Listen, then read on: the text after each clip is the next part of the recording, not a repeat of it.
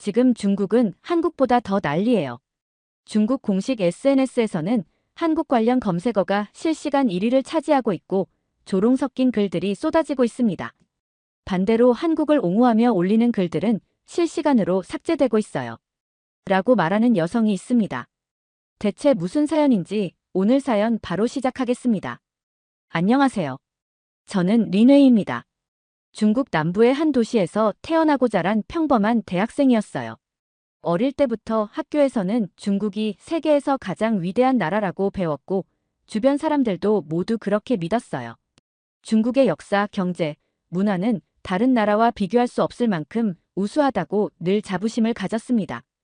대학 2학년 때 교환학생 프로그램에 선발되면서 처음으로 한국에 가게 되었어요. 사실 처음에는 별로 내키지 않았습니다. 굳이 한국에 가야 하나 싶었어요. 일본이나 미국 같은 나라라면 몰라도 한국에 대해선 굳이 배울 게 있을까? 라는 생각이 들었거든요. 하지만 부모님은 한국도 발전했다고 하니 가서 경험해보라고 하셨고 저는 반신반의하며 짐을 꾸렸습니다. 공항에서 출발하는 날, 제 친구들은 한국에 가면 그들이 우리를 얼마나 부러워하는지 느낄 거야 라고 말했어요. 저도 그 말에 동의했죠. 저희는 세계 2위 경제대국의 국민이고 한국은 어디까지나 중국의 그늘에서 발전한 나라니까요. 기내에서도 한국의 이미지에 대해 생각해봤는데 떠오르는 건 드라마나 아이돌 정도였어요. 솔직히 좀 우습다고 생각했어요. 한국? 그냥 작은 나라잖아. 그런데 인천공항에 도착하자마자 제 생각은 조금씩 흔들리기 시작했어요. 공항 내부는 깔끔하고 효율적이었어요. 자동화 시스템이 잘 갖춰져 있었고 직원들은 외국인들에게 친절하게 안내했어요. 제가 중국 공항에서 느꼈던 혼잡함과는 완전히 달랐습니다. 공항에서 학교까지 가는 길에 보이는 고층 빌딩과 도시 풍경은 제 예상과 달랐습니다. 처음으로 머물게 된 기숙사도 깔끔하고 실용적으로 설계되어 있었습니다. 룸메이트인 한국 학생들은 저에게 환영 인사를 건넸고 저를 돕기 위해 노력하는 모습이었어요. 솔직히 조금 당황했어요. 제가 중국에서 배운 한국인의 이미지는 질투심 많고 중국을 부러워하는 사람들이었거든요. 그런데 그들은 친절했고 저를 동등하게 대우해줬습니다. 수업 첫날에는 더 큰 충격을 받았어요. 교수님과 학생들이 자유롭게 토론을 하고 교수님이 학생들의 의견을 진지하게 들어주는 모습이 정말 신기했어요. 중국에서는 교수가 학생을 가르치는 방식이 대부분 일방적인데 여기서는 의견을 나누고 서로 배우는 분위기가 있더라고요. 이런 경험은 제게 너무 생소했어요. 그날 저녁, 저는 기숙사 방에 돌아와 생각에 잠겼습니다. 한국은 제가 상상했던 것보다 훨씬 발전된 나라였어요. 도시의 모습, 사람들의 태도, 교육 방식 모두 예상 밖이었습니다. 하지만 한편으로는 이 모든 것이 단지 첫 인상일 뿐이라는 생각도 들었어요. 어쩌면 한국은 보여주기식 발전만 한 것일 수도 있잖아요. 저는 교환학생 생활 첫 주를 보내면서 한국이라는 나라에 대해 갖고 있던 많은 선입견이 흔들리기 시작했어요. 솔직히 말하면 처음에는 이 모든 게 겉모습뿐이라고 생각했습니다. 한국이 이렇게 발전했다 해도 그건 중국이 이끄는 글로벌 경제 덕분이지라는 자기 위안을 했었거든요. 그런데 시간이 지날수록 그런 변명은 점점 제 마음속에서 설 자리를 잃었습니다. 우선 한국의 도시 시스템은 정말 인상적이었어요. 지하철을 처음 탔을 때 역마다 나오는 안내방송이 너무 정확하고 깔끔해서 놀랐어요.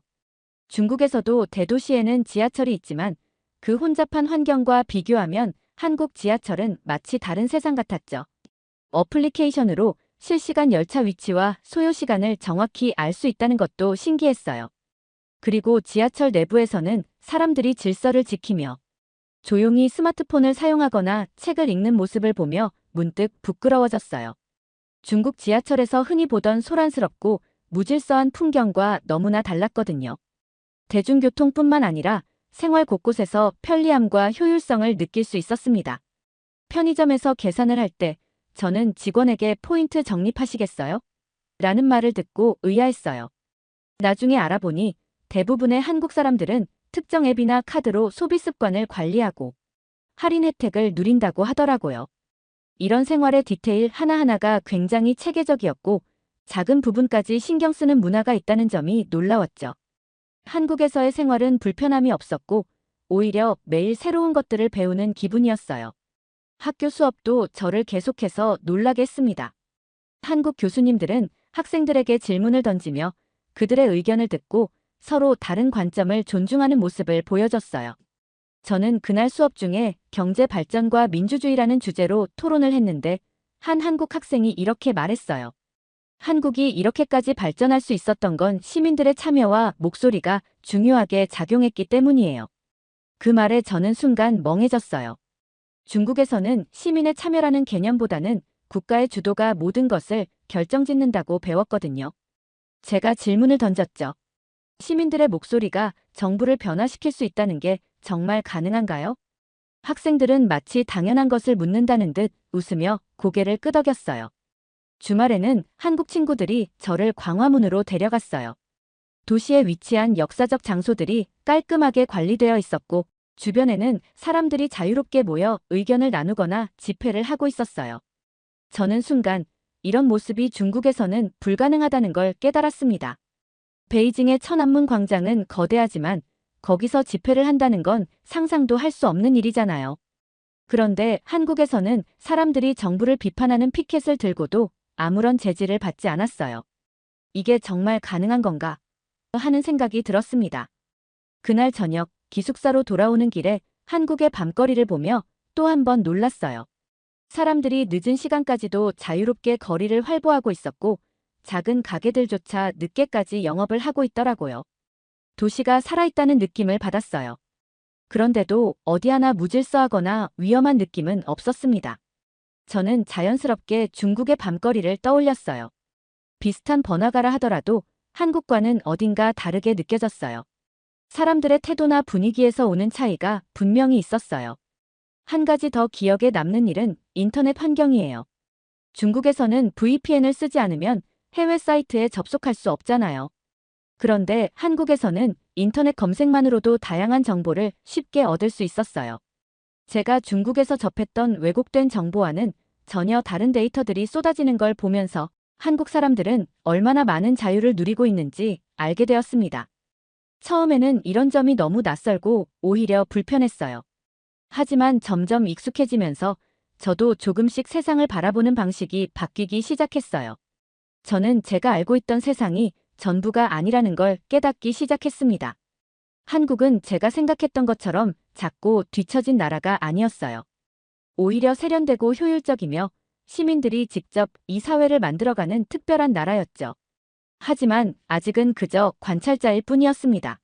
한국은 분명 대단한 나라지만 중국과는 다를 뿐이다라는 생각으로 스스로를 위로하며 현실을 부정했죠. 저는 교환학생 생활이 시작되고 몇 주가 지나면서 한국 사회에 조금 더 익숙해졌어요. 그런데도 마음 한구석엔 여전히 의문이 가득했어요. 어떻게 이렇게 많은 사람들이 자유롭게 자신의 의견을 말할 수 있지? 중국에서 자라온 저로서는 이것이 너무 낯설고 동시에 두려운 일이었어요. 그런 의문이 한 번 더 커진 날은 학교 토론 수업에서였어요. 주제는 정치와 사회의 투명성이었는데 한 한국 학생이 이렇게 말했어요. 한국의 시민들은 부정부패를 그냥 넘어가지 않습니다. 그래서 우리 사회는 더 투명하게 발전할 수 있었죠. 저는 그 말을 듣고 질문했어요. 그렇다면 정부가 부패했을 때 시민들이 직접 나서서 그것을 막을 수 있다는 말인가요? 학생들은 물론이죠. 촛불 집회 같은 사례가 있잖아요 라고 대답했어요. 촛불 집회라는 단어는 저에게 처음 듣는 말이었어요. 학생들이 설명해준 내용은 충격적이었습니다. 시민들이 모여서 대통령의 잘못된 행동을 규탄하고 결국 그 대통령이 자리에서 물러나게 되었다는 사실이 믿기지 않았어요. 중국에서는 정부에 대한 비판을 상상조차 할 수 없는데 한국에서는 시민들이 그것을 현실로 만들었다는 게 놀라웠습니다. 그날 저녁 저는 인터넷에서 촛불 집회에 대한 기사를 찾아봤어요.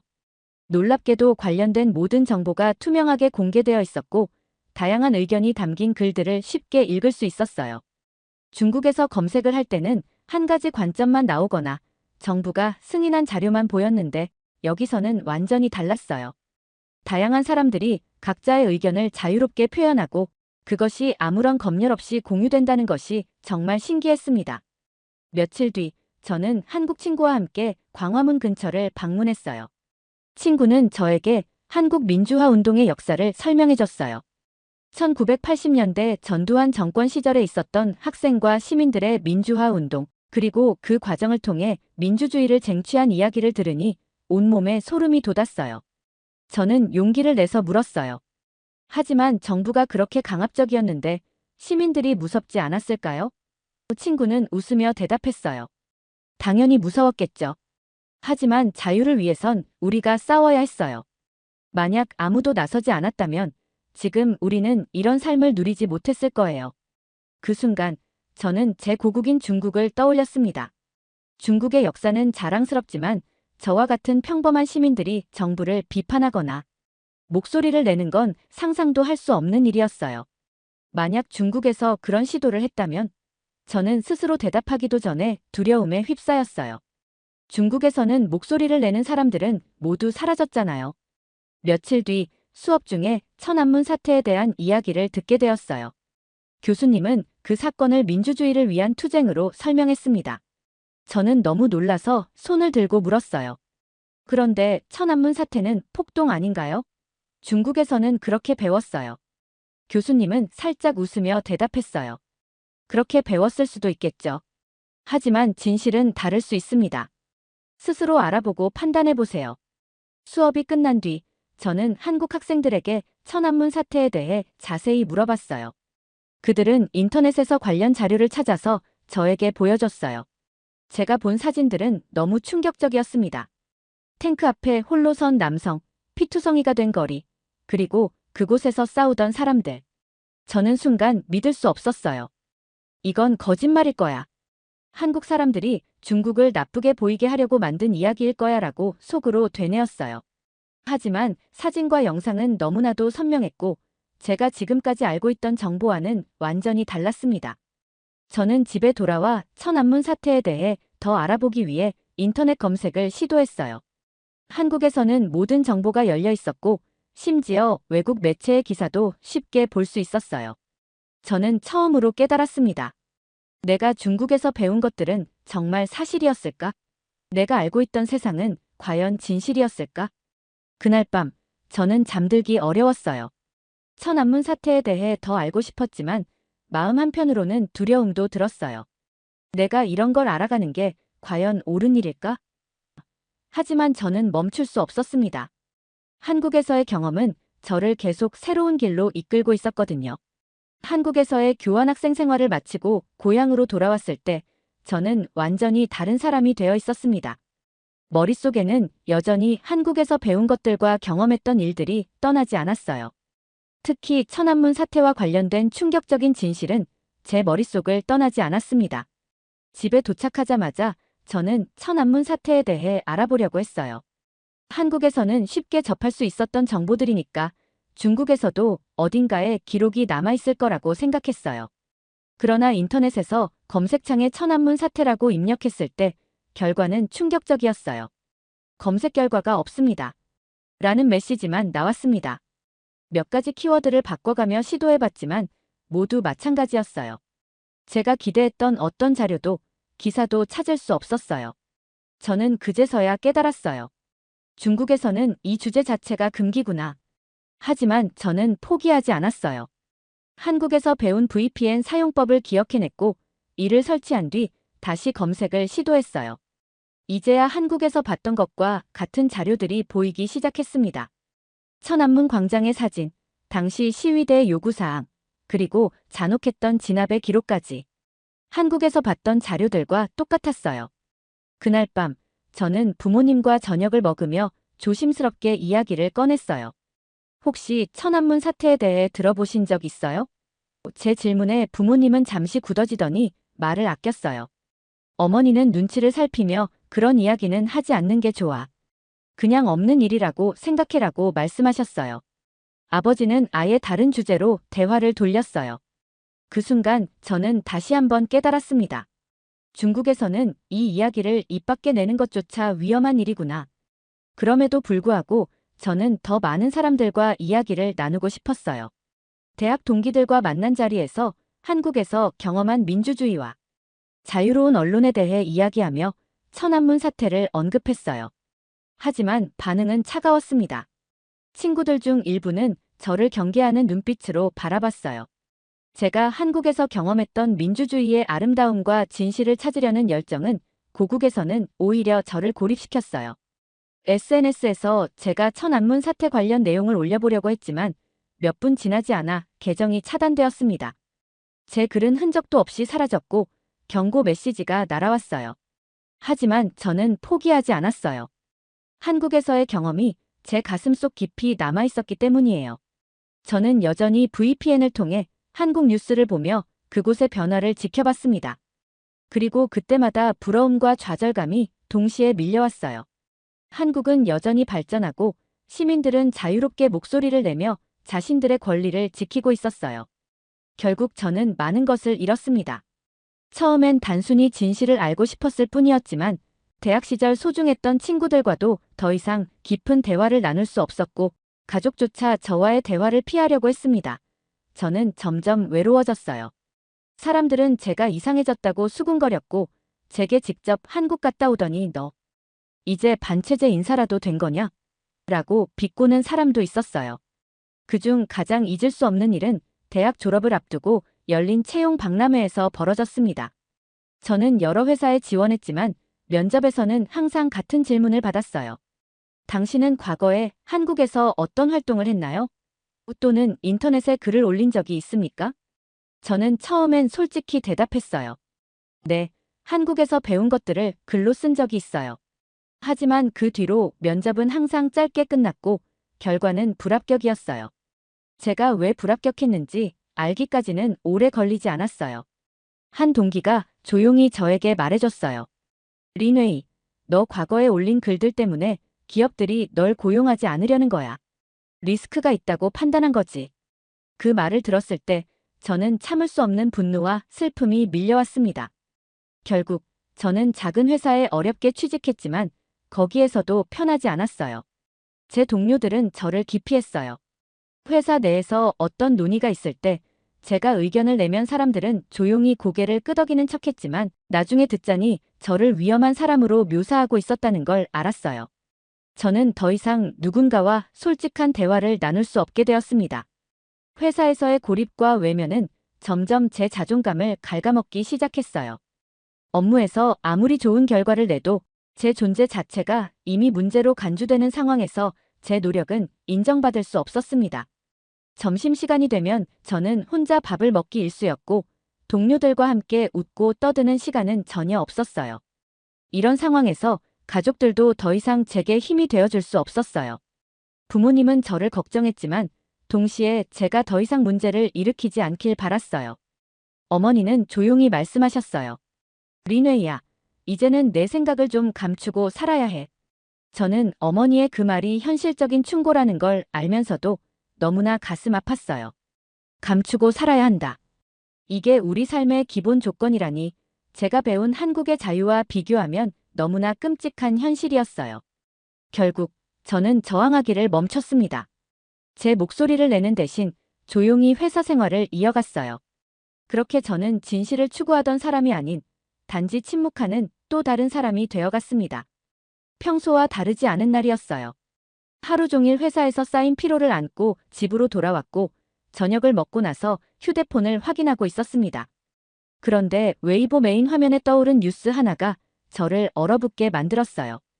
한국 계엄령 선포라는 제목의 기사였습니다. 순간 온몸이 굳어졌어요. 계엄령. 한국에서 제가 알던 한국은 시민들이 자유롭게 의견을 내고 정부와 소통하며 변화시킬 수 있는 나라였어요. 그런데 계엄령이라니요. 군대가 개입한다는 뜻이잖아요. 중국 웨이보와 바이두에서도 관련 글들이 폭발적으로 올라오고 있었어요. 한국의 계엄령 소식은 순식간에 실시간 검색어 1위로 올라갔고 모든 사람들이 그 이야기를 하고 있었어요. 한국도 이제 끝났다. 민주주의는 결국 이런 결말을 맞는구나. 사람들이 조롱 섞인 글들을 쏟아내는 사이 저는 한국에서 경험했던 민주주의의 힘과 자유가 한순간에 무너져 내린 것처럼 느껴졌어요.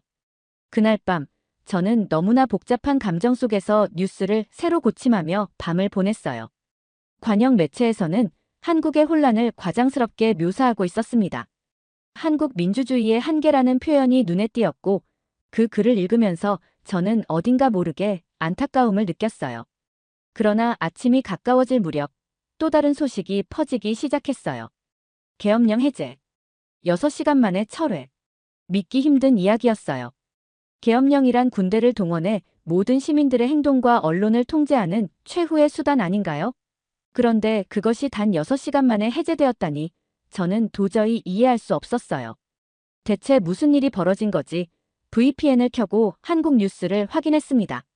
시민들이 거리로 쏟아져 나와 계엄령에 강하게 저항했다는 기사들이 눈에 들어왔어요. 그들은 거리를 점령했고 국회와 정부의 즉각 행동을 요구했어요. 정치권도 놀랍도록 빠르게 움직였고 결국 계엄령은 철회되었다는 겁니다. 저는 뉴스를 읽으며 스스로에게 질문했어요. 이게 정말 가능하단 말이야? 시민들이 군대를 물러서게 하다니. 그 순간부터 많은 사람들이 한국의 시민들과 정부의 대응을 부러워하는 글을 올리기 시작했어요. 저는 웨이보에서 이런 글을 읽으며 믿을 수 없었습니다. 한국은 시민들이 직접 정부를 움직이는 멋진 나라다. 우리 중국에서도 이런 일이 일어날 수 있을까? 그 글들은 빠르게 공유되었고 저도 모르게 고개를 끄덕이며 공감했어요. 하지만 몇 분도 지나지 않아 글들이 하나씩 삭제되기 시작했어요. 새로 고침을 할 때마다 사라지는 게시물들을 보며 묘한 허탈감을 느꼈습니다. 중국에서 이런 이야기를 한다는 게 얼마나 금기시되는지를 다시 한번 실감했거든요. 그래도 그들은 목소리를 낼 수 없지만 저와 비슷한 생각을 품고 있는 사람들이 어딘가에 있다는 걸 느낄 수 있었어요. 그 사실이 저를 조금 위로해주는 것 같았습니다. 이내 또 다른 현실이 저를 때렸어요. 그런 목소리가 설령 존재한다고 해도 중국에서는 결코 이어질 수 없다는 거였죠. 글이 올라오면 삭제되고 계정은 차단되고 사람들은 서로를 감시하는 환경 속에서 어떻게 연대할 수 있을까요? 한국의 시민들은 그들의 목소리를 모아 행동으로 옮겼고 그것이 사회를 변화시키는 힘이 되었지만 중국에서는 그럴 수 없다는 사실이 너무나 선명했어요. 우리는 항상 혼자였고 침묵해야만 했죠. 다음 날 아침 회사의 동료들은 아무도 한국 이야기를 하지 않았어요. 한국에서는 계엄령 해제가 시민들이 만들어낸 역사로 남았겠지만 중국에서는 시민들이 역사를 만들어낸다는 것 자체가 절대 불가능한 일이겠죠. 저는 집으로 돌아와 다시 VPN을 켜고 한국 뉴스를 보면서 문득 스스로에게 물었어요. 나는 왜 이렇게 한국에 집착하게 된 걸까? 답은 이미 알고 있었어요. 한국에서 보낸 시간들은 저에게 단순히 새로운 경험이 아니라 제가 살고 싶은 삶의 이상향을 보여줬기 때문이었어요. 계엄령 해제에 대한 후속 영상에서 한 시민이 이런 말을 했어요. 우리가 아니면 누가 이 나라를 지키겠어요? 우리가 목소리를 내야 정부도 움직이는 거죠. 저는 그 말을 보고 한동안 화면에서 눈을 떼지 못했어요. 그때 문득 떠오른 게 있었어요. 내가 한국에서 살 수 있다면 어떨까? 막연한 상상이었어요. 한국에서 제가 느꼈던 자유, 그곳에서의 가능성, 그리고 사람들이 보여줬던 힘이 너무 그리웠거든요. 하지만 점점 그 상상이 구체화되기 시작했어요. 한국에서 일을 할 수 있을까? 아니면 공부를 더 할까?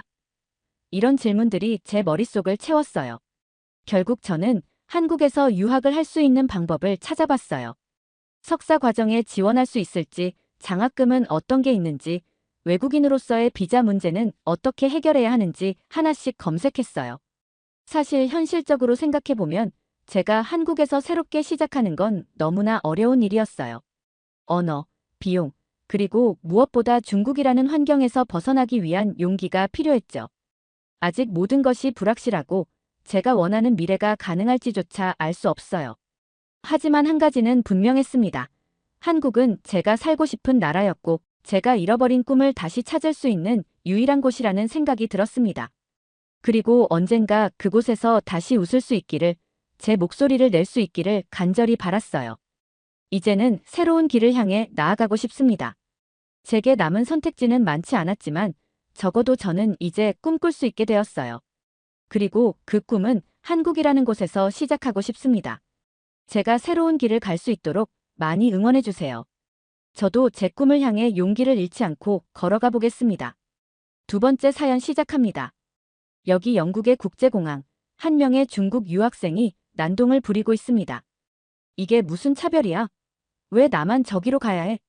한국인은 되고 중국인은 안 된다고. 이건 명백한 인종차별이야.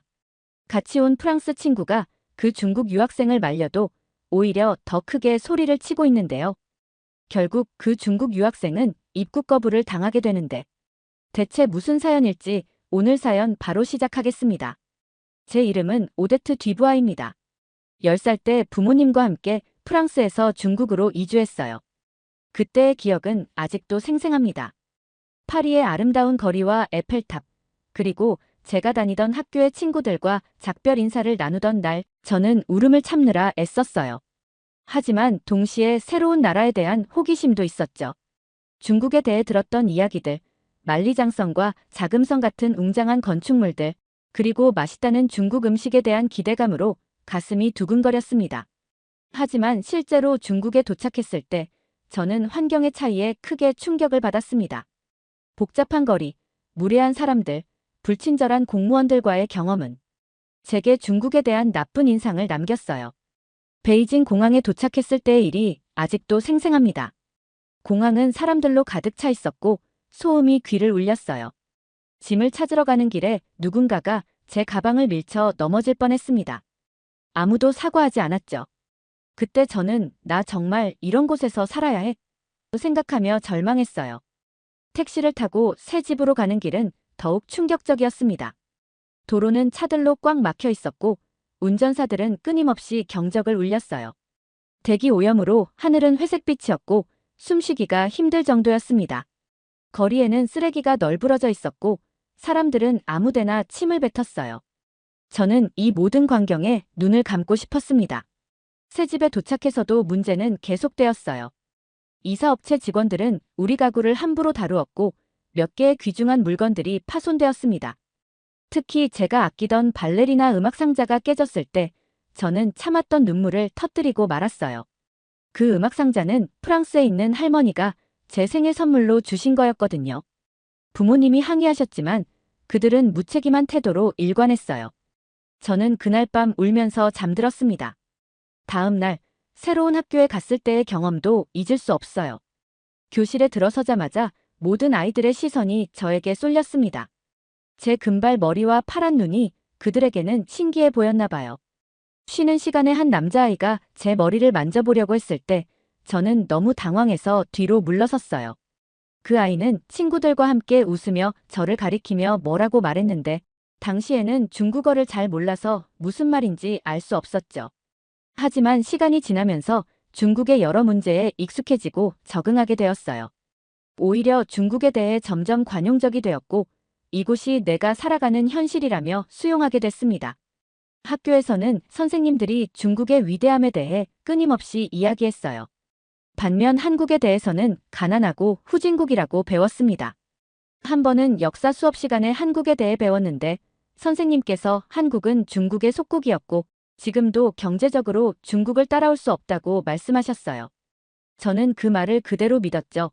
그때부터 한국에 대한 편견이 생기기 시작했습니다. 지금 생각하면 부끄러운 일이지만 당시에는 그게 사실이라고 믿었어요. 친구들과 이야기를 나눌 때도 한국에 대해 낮은 평가를 하곤 했어요. 한국? 거기 별로 발전 안 됐대. 우리나라가 훨씬 낫지. 라고 말하곤 했습니다. 한 번은 한국에서 온 전학생이 우리 반에 왔을 때 우리 모두가 그 아이를 무시하고 따돌렸던 적이 있어요. 지금 생각하면 정말 부끄러운 일이에요. 학교에서는 매일 아침 중국 국기를 향해 경례를 했고 국가를 불렀습니다. 선생님들은 중국 공산당의 업적을 찬양하고 서구 국가들의 단점을 강조했어요. 저는 이런 교육을 받으며 점점 중국에 대한 자부심이 커졌습니다. 심지어 한때는 제가 프랑스 사람이라는 사실을 잊고 싶어 했을 정도예요. 주말에는 가족과 함께 베이징의 명소들을 둘러보곤 했어요. 천안문 광장, 자금성, 만리장성 등을 방문하면서 중국의 역사와 문화에 대해 배웠습니다. 이런 경험들은 제게 중국에 대한 애착을 갖게 해주었어요. 특히 만리장성에 올라갔을 때의 기억은 잊을 수 없어요. 끝없이 이어지는 성벽을 보며 중국의 위대함을 직접 느낄 수 있었죠. 하지만 가끔은 의문이 들 때도 있었습니다. 왜 인터넷에서 특정 웹사이트들에 접속할 수 없는지, 왜 외국 영화나 드라마를 보기 어려운지 이해가 되지 않았어요. 한 번은 학교 숙제로 티베트에 대해 조사하려고 했는데 정보를 찾기가 너무 어려웠어요. 부모님께 물어봤지만 중국의 규칙이야. 프랑스에 다시 되돌아가면 알게 될 거야 라고만 대답하셨죠. 그렇게 5년이 흘렀습니다. 중국에서의 생활이 익숙해질 무렵 아버지께서 다시 프랑스로 돌아가야 한다고 말씀하셨어요. 엄마는 굉장히 행복해하셨지만 저는 복잡한 감정이 들었습니다. 한편으로는 깨끗하고 질서 있는 프랑스가 그리웠지만 다른 한편으로는 이제 익숙해진 중국 생활을 떠나야 한다는 것이 아쉬웠어요. 중국에서의 마지막 날, 저는 창밖을 바라보며 생각에 잠겼습니다. 5년 전 처음 왔을 때는 모든 것이 낯설고 불편했지만 이제는 이 혼잡하고 시끄러운 도시가 제 집처럼 느껴졌어요. 제가 다니던 학교, 친구들, 그리고 즐겨 찾던 장소들을 떠나야 한다고 생각하니 가슴이 아팠습니다. 프랑스로 돌아가는 비행기 안에서 저는 창밖을 바라보며 지난 5년을 되돌아보았어요. 중국에서의 경험이 저를 어떻게 변화시켰는지, 그리고 앞으로 프랑스에서의 삶은 어떨지 궁금했습니다. 한편으로는 설레는 마음도 있었어요. 오랜만에 할머니를 뵐 수 있다는 생각에 미소가 지어졌죠. 오랜만에 프랑스로 돌아온 저는 중국에서 익숙해진 환경과는 완전히 다른 깨끗하고 자유로운 환경에 다시 적응하기 시작했어요. 파리의 거리를 걸으며 느낀 첫 인상은 조용함이었습니다. 중국에서는 항상 시끄럽고 복잡했는데 파리는 그에 비해 너무나 조용하고 여유로웠어요. 사람들은 서로를 배려하며 걸어다녔고 차들도 보행자를 위해 멈춰 섰습니다. 이런 모습들이 제게는 새롭게 다가왔어요. 특히 기억에 남는 건 첫날 아침이에요. 창문을 열었을 때 들려오는 새소리와 맑은 공기가 너무나 신선했어요. 중국에서는 항상 매연 냄새가 나고 소음이 심했는데 이렇게 조용하고 깨끗한 환경이 오히려 낯설게 느껴졌죠. 가장 놀라웠던 건 인터넷 환경이었습니다. 중국에서는 접속할 수 없었던 웹사이트들을 자유롭게 볼 수 있었어요. 유튜브, 페이스북, 트위터 등 소셜미디어 사이트들을 마음껏 이용할 수 있다는 사실이 신기했습니다. 처음으로 유튜브를 켰을 때 저는 밤새도록 다양한 영상을 보며 시간 가는 줄 몰랐어요. 특히 중국에서 접하지 못했던 세계 뉴스를 볼 수 있다는 게 정말 좋았습니다. 학교 생활도 많이 달랐어요. 중국에서는 매일 아침 국기에 대한 경례와 국가 제창이 있었지만 프랑스에서는 그런 의식이 없었습니다. 수업 시간에도 선생님들은 학생들의 자유로운 의견 표현을 장려했어요. 처음에는 이런 분위기가 낯설었지만 점차 자유롭게 생각을 표현하는 것에 익숙해져 갔습니다. 어느 날 세계사 수업 시간에 한국에 대해 배우게 되었어요. 선생님께서 한국의 경제 발전과 문화적 영향력에 대해 설명하셨는데 저는 깜짝 놀랐습니다. 중국에서 배웠던 내용과는 완전히 달랐거든요.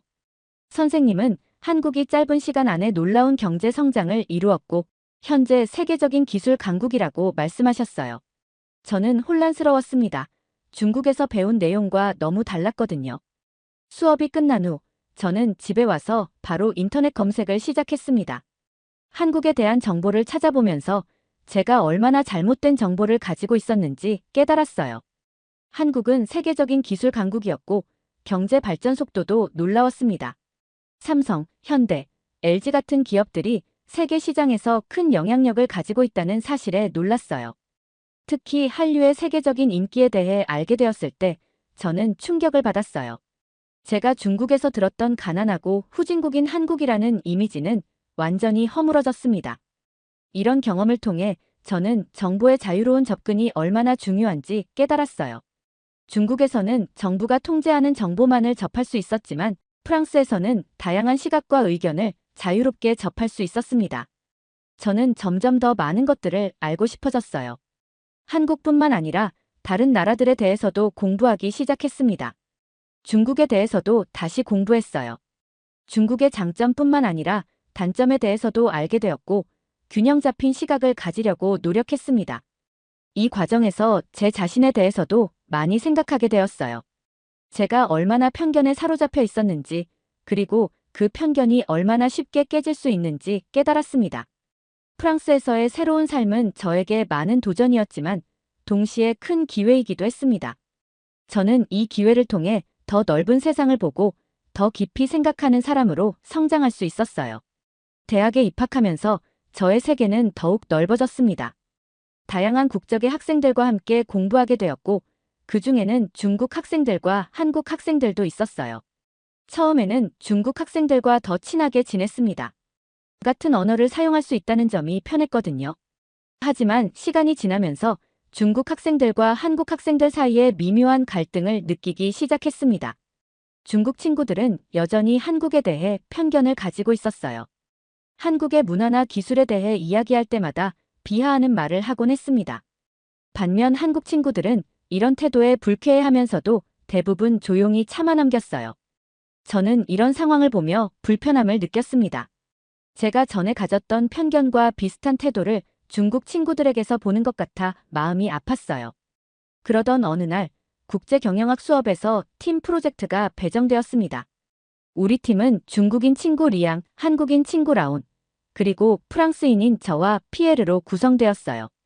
처음에는 모두가 열정적으로 프로젝트에 임했지만 곧 문제가 생기기 시작했습니다. 리앙은 프로젝트 회의 때마다 라온의 의견을 무시하곤 했어요.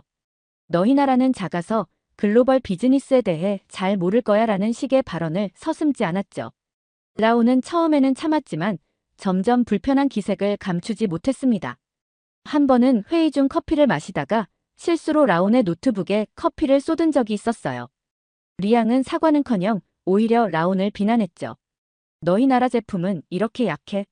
중국 노트북이었으면 이런 일 없었을 텐데. 라온은 조용히 참고 노트북을 닫기 시작했어요. 저는 그 모습을 보며 마음이 아팠습니다. 저는 이 상황을 어떻게 해결해야 할지 고민했어요. 한편으로는 리앙의 태도가 잘못됐다고 생각했지만 다른 한편으로는 제가 개입하면 상황이 더 악화될까봐 걱정됐습니다. 그러던 중 한 번은 리앙이 너무 심하게 라온을 무시하는 발언을 했어요. 한국 기업들은 중국 기업의 하청업체 수준이잖아. 내가 뭘 안다고 그래. 이 말에 라온은 참지 못하고 자리를 박차고 나가버렸습니다. 저는 그 순간 더 이상 침묵할 수 없다고 느꼈어요. 리앙에게 말했습니다. 내가 하는 말은 옳지 않아. 한국은 세계적인 기술 강국이고 삼성이나 현대 같은 글로벌 기업들도 많아. 우리가 서로 존중하며 협력해야 좋은 결과를 낼 수 있을 거야. 하지만 리앙의 반응은 예상 밖이었습니다. 그는 오히려 더 강하게 자신의 입장을 고수했어요. 너도 한국 편이냐? 넌 중국에서 살았으면서 왜 그래? 한국이 기술 강국이라고. 웃기지 마. 그들의 모든 기술은 중국에서 배운 거야. 우리가 없었다면 한국은 아무것도 아니라고. 리앙의 이런 태도에 저는 충격을 받았습니다. 중국에서 자랐을 때 배운 편견들이 이렇게 강하게 남아있을 수 있다는 사실이 놀라웠어요. 동시에 제 안에 있던 편견들도 다시 한번 돌아보게 되었습니다. 프로젝트는 계속해서 어려움을 겪었어요. 리앙은 자신의 의견만을 고집했고 라온의 제안은 항상 무시했습니다. 피에르와 저는 중재를 시도했지만 리앙의 완고한 태도 앞에서는 역부족이었어요. 이런 상황 속에서 저는 라온에게 더 관심을 가지게 되었습니다. 그의 인내심과 전문성에 감명을 받았어요. 라온은 리앙의 무례한 태도에도 불구하고 항상 침착하게 자신의 의견을 제시했고 프로젝트에 기여하려 노력했습니다. 어느 날 라온과 단둘이 이야기를 나눌 기회가 있었어요. 그는 한국의 문화, 역사, 그리고 현대 사회에 대해 이야기해 주었습니다. 그의 이야기를 들으며 저는 중국에서 배웠던 것과는 완전히 다른 한국의 모습을 알게 되었어요. 라온은 한국의 급속한 경제 발전, 민주화 과정, 그리고 세계적으로 인정받는 문화 콘텐츠에 대해 설명해 주었습니다. 한류 문화의 세계적 인기에 대해 들으며 저는 점점 더 한국 문화에 관심을 갖게 되었어요. 특히 라온이 들려준 한국의 현대 역사는 매우 인상적이었습니다. 한국 전쟁 후 폐허가 된 나라에서 불과 몇십 년 만에 세계적인 경제 강국으로 성장한 이야기, 그리고 군사 독재 정권에 맞서 민주화를 이뤄낸 시민들의 이야기는 저에게 큰 감동을 주었어요. 하지만 이런 저의 변화는 리앙과의 관계를 더욱 악화시켰습니다. 리양은 제가 라온과 가까워지는 것을 못마땅해 했고 저를 배신자라고 부르기 시작했어요. 그는 점점 더 고립되어 갔고 팀 프로젝트에도 소극적으로 참여하기 시작했습니다. 프로젝트 진행될수록 팀의 분위기는 최악이 되었어요. 리양은 자신의 파트를 제대로 하지 않았고 나머지 팀원들이 그의 일까지 떠안게 되었습니다. 우리는 밤을 새워가며 프로젝트를 진행했지만 팀워크의 부재로 인해 결과물의 질은 기대에 미치지 못했어요. 프로젝트의 분위기가 최악으로 치닫자 저는 어떻게든 상황을 개선해 보려고 노력했습니다. 고민 끝에 팀원들에게 제안을 했어요. 우리 다 같이 여행을 가는 게 어때? 기분 전환도 되고 서로를 더 이해할 수 있는 기회가 될 것 같아. 처음에는 모두가 망설였습니다. 특히 리안과 라오는 서로 얼굴을 마주치기조차 꺼려했어요. 하지만 제가 계속 설득했죠. 이번 주말에 영국에서 맨체스터 유나이티드와 리버풀의 경기가 있어. 우리 다 같이 가서 축구도 보고 런던도 구경하면 어떨까? 축구라는 말에 리앙의 표정이 조금 밝아졌어요. 그는 열렬한 축구 팬이었거든요. 라운도 조심스럽게 동의했고 피에르는 런던 여행에 신이 나 보였습니다. 저는 안도의 한숨을 쉬었어요. 이 여행이 우리 팀의 변화를 가져다 줄 거라고 기대했거든요. 드디어 여행 당일 우리는 들뜬 마음으로 히드로 공항에 도착했습니다. 하지만 예상치 못한 문제가 발생했어요. 피에르와 라오는 자동 입국 심사대를 통해 빠르게 입국했지만 리앙은 그럴 수 없었습니다. 리앙의 얼굴이 순식간에 일그러졌어요. 그는 격분한 목소리로 외쳤습니다. 이게 무슨 차별이야? 왜 나만 저기로 가야 해? 한국인은 되고 중국인은 안 된다고. 이건 명백한 인종차별이야. 저는 당황했지만 침착하게 설명하려 노력했어요. 리앙, 진정해, 이건 차별이 아니라 단순히 국가 간 협정의 차이일 뿐이야. 한국과 영국이 비자 면제 협정을 맺어서 그래. 하지만 리앙은 제 말을 들으려 하지 않았습니다. 오히려 더 크게 소리치기 시작했어요. 그게 바로 차별 아니야? 왜 중국과는 그런 협정을 안 맺는 건데? 중국이 얼마나 큰 나라인데. 공항 직원들이 다가오기 시작했고 주변 사람들의 시선이 우리에게 집중되었습니다. 저는 너무 당황스러웠어요. 리앙의 행동이 부끄럽기도 했지만 한편으로는 그를 이해하려고 노력했습니다. 리앙의 팔을 잡고 일반 입국 심사대로 향했어요. 리앙, 제발 진정해. 여기서 소란을 피우면 우리 모두 입국을 거부당할 수도 있어. 내 마음은 이해해. 하지만 지금은 참는 게 좋을 것 같아. 리앙은 여전히 화가 난 표정이었지만 조금은 누그러진 것 같았어요. 그는 씩씩거리며 말했습니다. 알았어, 하지만 이건 정말 불공평해. 언젠가는 중국도 저렇게 대우받을 거야. 아니, 그보다 더 잘 대우받게 될 거라고 저는 한숨을 쉬며 생각했어요. 이번 여행이 과연 우리 팀에 도움이 될까? 하지만 포기할 순 없었습니다. 어떻게든 이 여행을 통해 팀의 단합을 이뤄내고 싶었어요. 그리고 무엇보다 리앙의 고정관념과 편견을 조금이라도 바꿀 수 있기를 간절히 바랐습니다. 일반 입국 심사대에서 기다리는 동안 저는 리앙과 대화를 시도했어요. 축구 이야기를 하며 그의 기분을 풀어주려고 노력했습니다. 조금씩 리앙의 표정이 풀어지는 것을 보며 이번 여행이 어쩌면 우리에게 새로운 기회가 될 수 있을지도 모른다는 희망이 생겼습니다. 하지만 우리에게는 더 큰 문제가 기다리고 있었어요. 리앙이 제출한 비자를 확인한 입국 심사관은 고개를 저었어요.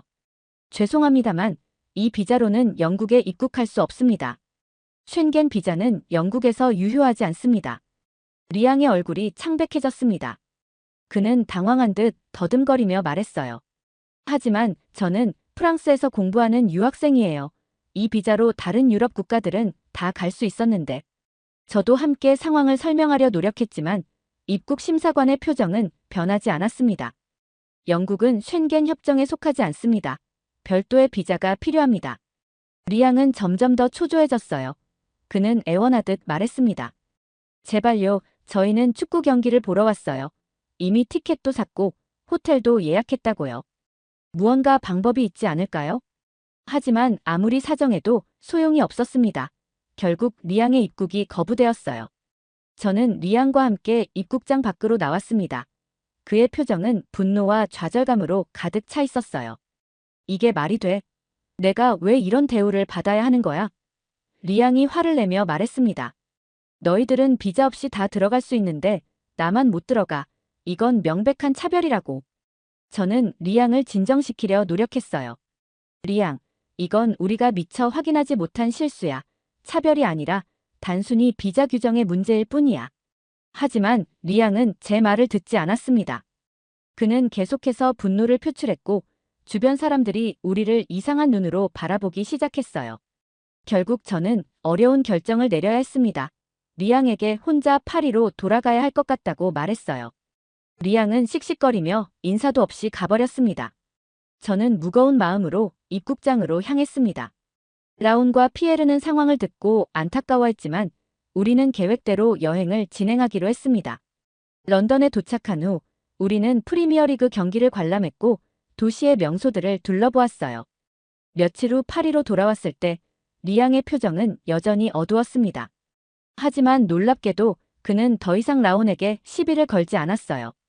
그는 조용히 프로젝트에 참여했고 때로는 라온의 의견을 경청하기도 했습니다. 영국 공항에서의 경험이 그에게 큰 충격을 주었던 것 같았어요. 우리는 매일 밤늦게까지 도서관에 모여 프로젝트를 진행했어요. 각자의 강점을 살려 역할을 분담했고 서로의 부족한 점을 채워주었습니다. 리양은 중국 시장에 대한 깊은 이해를, 라온은 한국 기업들의 글로벌 전략을, 피에르는 유럽 시장에 대한 분석을, 그리고 저는 이 모든 것을 종합하여 글로벌 전략을 수립하는 역할을 맡았어요. 프로젝트가 막바지에 접어들었을 때 우리는 밤을 새워가며 발표 준비를 했습니다. 피곤했지만 모두의 얼굴에는 뿌듯함이 가득했어요. 우리가 함께 이뤄낸 결과물이 자랑스러웠거든요. 발표 당일 우리 팀은 최고의 평가를 받았습니다. 교수님은 우리의 프로젝트가 다양한 문화적 시각을 잘 반영하고 있으며 글로벌 시장에 대한 깊이 있는 이해를 보여준다고 칭찬해 주셨어요. 이 순간 우리가 겪었던 모든 어려움과 갈등이 값진 결실로 돌아온 것 같았습니다. 발표가 끝나고 리양이 저에게 다가와 사과했습니다. 그는 자신이 이기적이었다는 것을 인정했고 이번 경험을 통해 많은 것을 배웠다고 말했어요. 프로젝트가 끝난 후 저는 이 경험을 통해 많은 생각을 하게 되었습니다. 특히 중국에서 자랐던 시절, 한국을 무시하도록 교육받았던 기억이 선명하게 떠올랐어요. 리양의 모습을 보며 저는 중국인 친구들의 편협한 시각과 우물안 개구리 같은 삶을 떠올리게 되었습니다. 점점 중국 친구들이 불쌍하게 느껴지기 시작했어요. 저는 프랑스로 돌아와 자유롭게 정보에 접근하고 새로운 시각을 가질 수 있는 기회를 얻었지만 중국에서 살고 있는 많은 친구들은 그렇지 못하다는 생각이 들었습니다. 그들은 여전히 정부의 통제 아래 제한된 정보만을 접하고 있을 거예요. 이런 생각을 하면서 저는 라온과 더 가까워지게 되었습니다. 프로젝트를 함께하면서 우리는 많은 대화를 나눴어요. 라온은 저에게 한국의 현대 문화와 기술에 대해 자랑스럽게 이야기해 주었습니다. 라온이 들려주는 한국의 모습은 제가 중국에서 배웠던 것과는 완전히 달랐어요. 세계적인 기업들, 최첨단 기술, K-팝과 같은 문화 콘텐츠의 세계적 인기, 그리고 민주주의 국가로서의 발전 과정 등 모든 것이 새롭고 흥미로웠습니다. 이야기를 들으면 들을수록 한국이 점점 더 궁금해졌어요. 중국에서 배웠던 왜곡된 정보들과는 전혀 다른 한국의 모습에 대한 호기심이 점점 커졌습니다. 저는 이 모든 것을 직접 눈으로 확인하고 싶어졌어요. 그래서 결심했습니다. 다가오는 방학 때 한국을 방문하기로 한 거예요. 실제로 한국의 문화를 경험하고 중국에서 배운 것과 얼마나 다른지 직접 확인해 보고 싶었습니다. 라온에게 이 계획을 이야기하자 그는 기뻐하며 도와주겠다고 했어요. 라온과 함께 여행 계획을 세우기 시작했습니다. 서울, 부산, 제주도 등 한국의 주요 도시들을 방문하고 전통 문화와 현대 문화를 모두 체험해 볼 수 있는 일정을 짰어요. 한국의 유명한 기업들을 방문하는 것도 계획에 넣었습니다. 이 여행 계획을 세우면서 저는 점점 더 흥분되었어요. 한국에서의 새로운 경험이 제 인생에 어떤 변화를 가져다 줄지 정말 궁금했습니다. 아마도 이 여행은 제가 세상을 바라보는 시각을 더욱 넓혀줄 것 같았어요. 동시에 이 여행이 제게 큰 도전이 될 것이라는 것도 알고 있었습니다. 중국에서 주입받은 편견들과 마주하고 그것들을 극복해야 할 테니까요. 이번 여행은 제가 더 나은 사람으로 성장할 수 있는 기회라고 믿었거든요. 여행 준비를 하면서 저는 한국어 공부도 시작했습니다. 기본적인 인사말과 간단한 문장들을 배우기 시작했어요. 언어를 배우는 과정에서 한국 문화에 대해 더 많이 이해하게 되었고, 이는 제 호기심을 더욱 자극했습니다. 리앙에게 한국 여행 계획을 이야기했을 때 그의 반응은 복잡해 보였어요.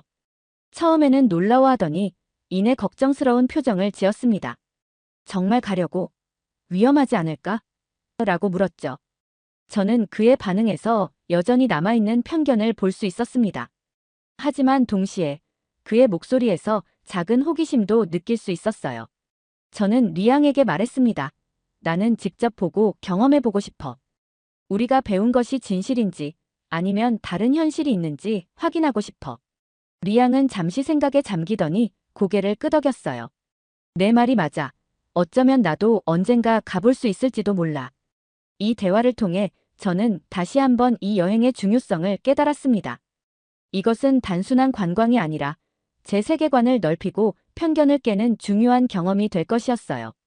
그리고 어쩌면 제 경험이 리앙이나 다른 친구들에게도 영향을 미칠 수 있을지도 모른다는 생각이 들었습니다. 오늘 한국행 비행기표를 예매했어요. 비행기표를 예매한 순간부터 저는 설렘과 긴장이 교차하는 복잡한 감정을 느끼고 있습니다. 한국을 방문해서 새로운 문화를 경험하고 편견을 깨고 세상을 새로운 시각으로 바라볼 수 있는 기회가 될 수 있을 거라고 생각해요. 한국에서의 경험이 제게 어떤 변화를 가져다 줄지 너무 궁금해요. 이번 여행을 통해 더 성장하고 싶어요.